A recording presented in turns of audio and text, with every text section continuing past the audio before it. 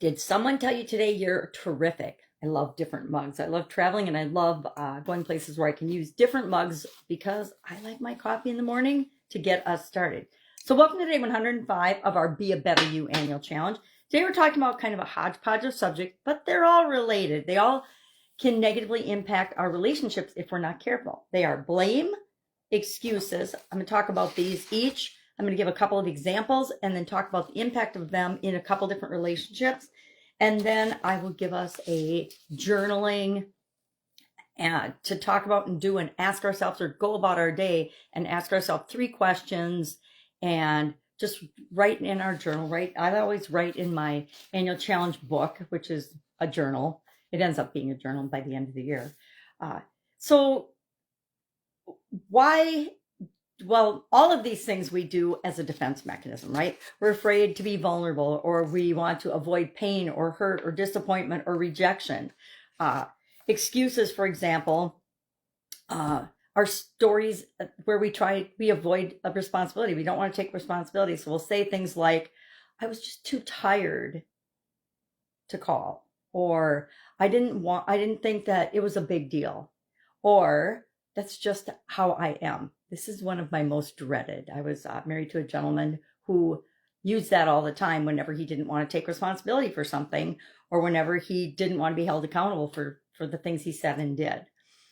In a romantic relationship, one partner constantly forgets to plan dates or do something. I'll give an example. And makes the excuse that they're not good at that kind of thing, or that's just the way they are. They don't like to plan things. Over time, the other person starts to feel uncared for, neglected, or like they're not loved. They get emotionally neglected and they want to distance themselves from the relationship. In friendship, this can show up when you have a friend that never shows up for important things. They're invited, but they never show up, and they always have an excuse. Oh, I forgot, there was traffic, I was at work, whatever it might be. But over time, the pattern sends a message that, hey, you and your priorities are not the same as mine. Therefore, I'm not going to show up for things. So you can't be counted on. You're not dependable. So how do you fix this? Well, take radical ownership. Own your part of the situation, right? So if you're only 10% to blame or 10% at fault for anything, own that 10% and be accountable to that. Accountability is love in action. It really, really is. If I take responsibility and accountability for the things I do and say, I'm demonstrating to the other person that they're important, that I care enough about them to realize that I'm not perfect either, and I'm going to make mistakes. Blame, on the other hand, is when we shift our discomfort, our own pain or failures onto someone else. It's beyond excuses. It's taking the excuse that we're making and blaming it on someone else and saying it's their responsibility, not mine. So, for example, in a marriage, if a spouse gets angry and yells at you and says, "You make me so angry. Why do you always do this to me?" Or I wouldn't do this. I wouldn't be angry and screaming if you didn't push my buttons. Okay, really? In a family relationship, a parent says, if you had listened to me growing up, you wouldn't be struggling now. Ouch. That just sends the message to the child that you don't respect their independence or their reality, what's going on in their life and their situation. At work, it might show up as a teammate who drops the ball, doesn't do what they say they're going to do, and then blames everybody else for not helping. Even though he or she never asked for help, they're going to blame everybody else, and that breeds distrust and resentment. If people don't do what they say they're going to do in any relationship, it erodes the relationship, if not destroys it altogether. So how do we go about fixing that? Well, we pause, we reflect, we ask ourselves, what part of this is my responsibility? And even, again, if it's only 10%, we take responsibility for that and we fix what we can, and we communicate in ways that are powerful, and hope that we can help the other person to be more responsible as well. Reasons sound great on the surface, right? Well, this is the reason I couldn't do that. This is the reason I didn't do that. In a relationship, a romantic relationship, it might be, I cheated because I was lonely. Okay. In a friendship, I stopped reaching out because I thought you were too busy. In a sibling relationship, I didn't come around because Dad was always harder on me than you. Reasons sound valid on the surface, but they really are just used. And when they're used as an endpoint, as this is my explanation, I'm not going forward from this, then they destroy a relationship. If they're used as a starting point to say, yeah, this is why I did that or said that or didn't show up, but it's a starting point to move the relationship forward and be better in the next time, the next scenario. The friend that never shows up for anything, she makes an excuse or a reason or blames someone, but then says and shows up for the next event that's important to you. We can always grow and change in our relationships. So how do we fix this one? Acknowledge your reason, but make that a starting point, and then move through that and be better next time. Do what you say you're going to do. I think we could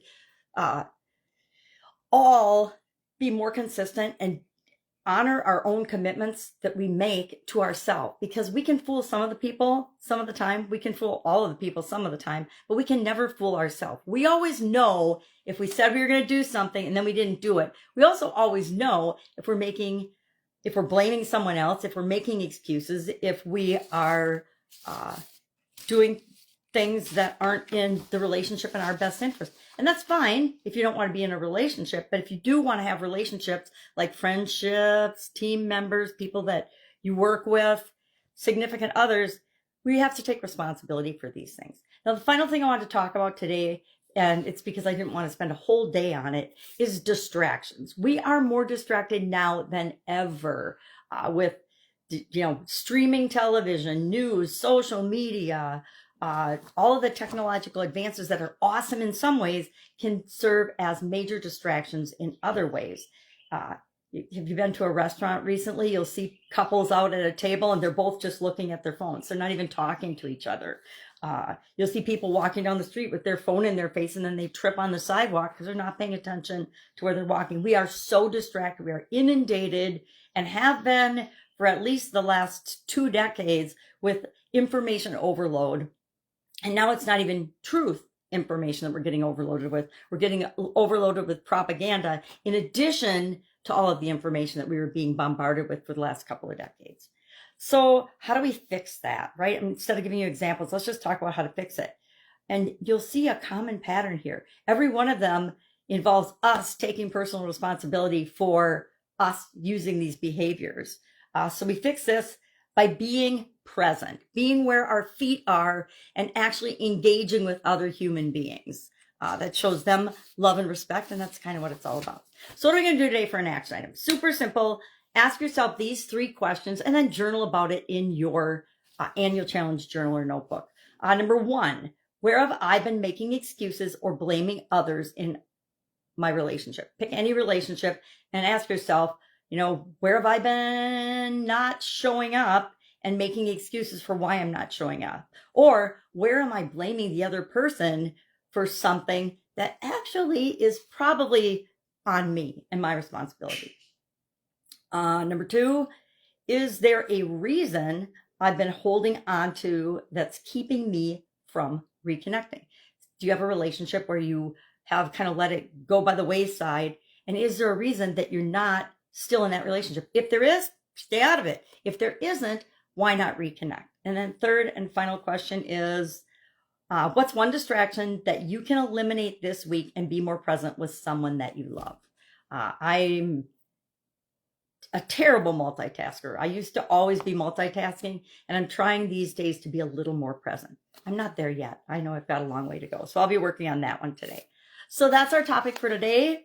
Excuses, blame, reasons, and distractions. Think about these things today and how you can make them better in your life.